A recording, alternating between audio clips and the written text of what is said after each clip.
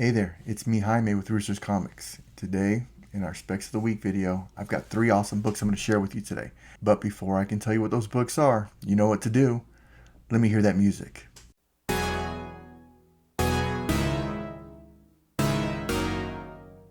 Hey everybody, thanks again for joining me today on my Specs of the Week video. Today we're going to be talking about 3 books that I think that you could potentially see start climbing. Well, one of them is a pure blue chipper.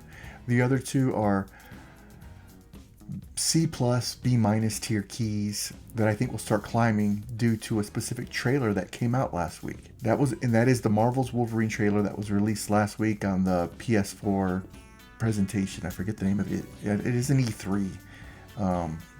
But it's something PlayStation, and that they released a trailer. And I think if the video game's any good, that these books may start climbing. So let's go ahead and take a look at it. But before we do that, if you like what I'm doing, please don't forget to hit like and subscribe. And also guys, my brother and I have started posting the books on our eBay store from the collection that we bought a couple weeks back. A link to my eBay store is in the description of my channel. It is also on my Instagram page, which is roosters_comics. So if you want to go to any of those, look for the link to my eBay store, click on it, see if there's any books there that you're interested in, make me an offer, we'll see what we can do. Remember guys, what I'm doing is not financial advice. This is just my opinion on what I think these comic books are going to do in the future. That being said guys, let's go ahead and get into it. Alright guys, the first book we're going to be talking about today is Miss Marvel issue 18 from 1978. And this is the very first appearance of Mystique. Now we did get to see Mystique briefly in the Marvel's Wolverine trailer, and they do say that she is going to be part of the story. Mystique was always a very popular X-Men character. I am a fan of Rebecca Romijn's version over Jennifer Lawrence's, but I think whoever they cast to be the new Mystique has the potential to, maybe reinvigorate the character and help this comic grow. We can get, as you can see, it's a very affordable book. High grade raw sell for right around $116. Most recent sale back in 2020. Near mint copy sold back in August for about $75. This has always been one of those comics that I've been interested in, so if I ever find one in a high grade at a good deal, I'm definitely going to pick it up. If we look here, 9.8 90-day averages are actually trending down at $770. See, when this book first came out right around here, one copy sold for about $710, and then it's just been all over the place. You're looking at $575, dipped down all the way to $300, climbed back all the way as high as $1250. Then when the comic boom hit, we saw books as high as $3,000, and it's been slowly tapering down. But I think we found our leveling off point right around $700. This year alone, 7 copies have sold. Most recent sale was in August for $770. Then you're looking at $810, $690, $720, and a couple in the $900s. I think this book's fair market value is anywhere between $700 and $900. I know it's a big range, but I really think that this book, anywhere in there, is a good deal. I do think 10-15 years from now, this book is going to be more expensive than it was before. And I think it's a solid investment. I think this is a really, really cool book. I think she's a really, really cool character. She's been around since 1978, and they're still making stories about her, and she's still a fan favorite to cosplay. And she's been in every X-Men series, animated series that I can think of.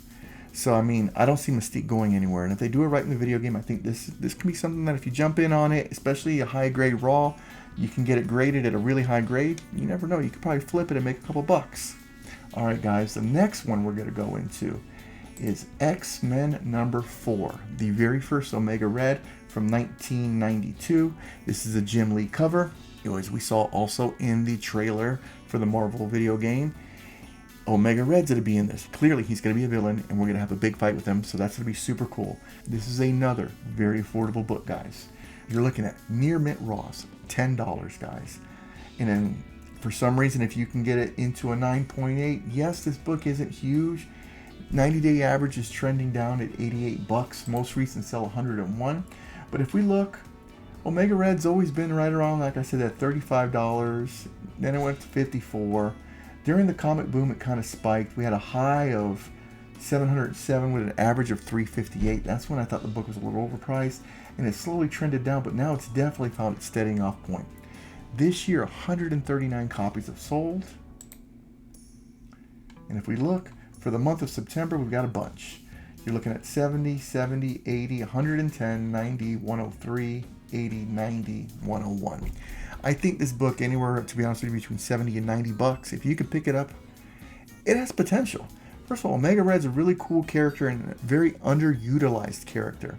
And if you figure that the MCU is going to bring a villain or introduce a villain that we haven't seen yet to especially face off with Wolverine, I can definitely see Omega Red being one of those villains.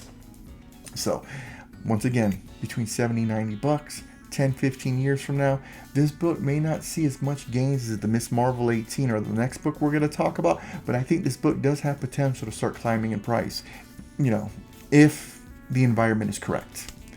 And the last book, guys, the last book we're going to be talking about is the creme de la creme. And of course, guys, if we're going to be talking about the Wolverine game, we're going to be talking about Hulk 181 from 1974, the very first appearance of Wolverine. Now, guys, this book ain't cheap. If you look at right here, I mean, the poorest of poor grades, you're looking at $1,000 raw.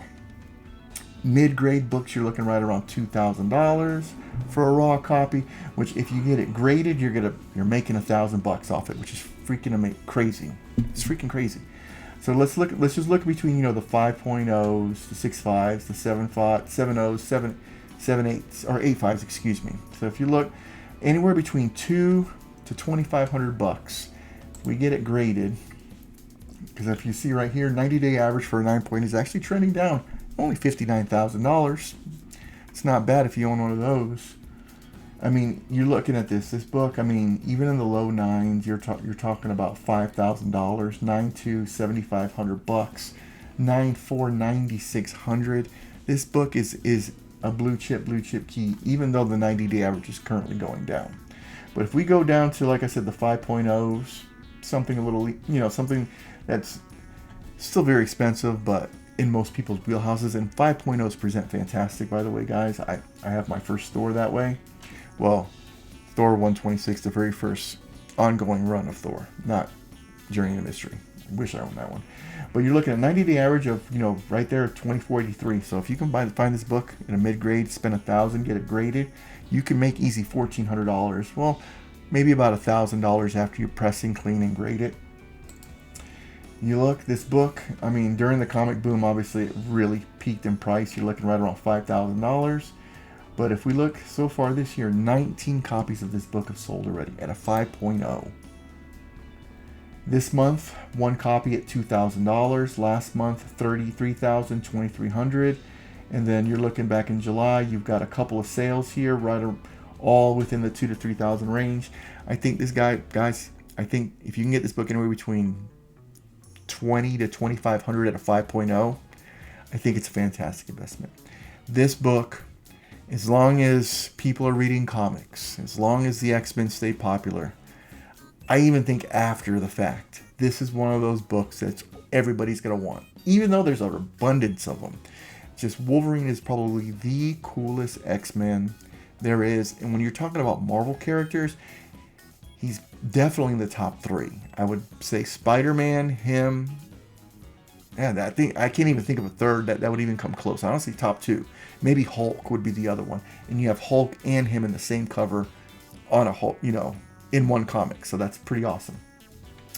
I think if you have the money, you can get one of these books, you should. And that's it, guys. Those are my specs for the week. A lot of these books, I think, even if the video game doesn't do well, they're always going to hold their value. I really think the Mystique is a very undervalued book right now. Omega Red, same thing. He's one of those villains that they really haven't done much with, but people like him. So I think that, you know, this is a good time to go ahead and jump in on these books. And if you can get your hands on a Hulk 181, by all means, do it. That book is only going to continue to increase in value, and it's a great prestige piece to have in anybody's comic collection. And that's it for today. Once again, guys, if you like what I'm doing, please don't forget to hit like and subscribe.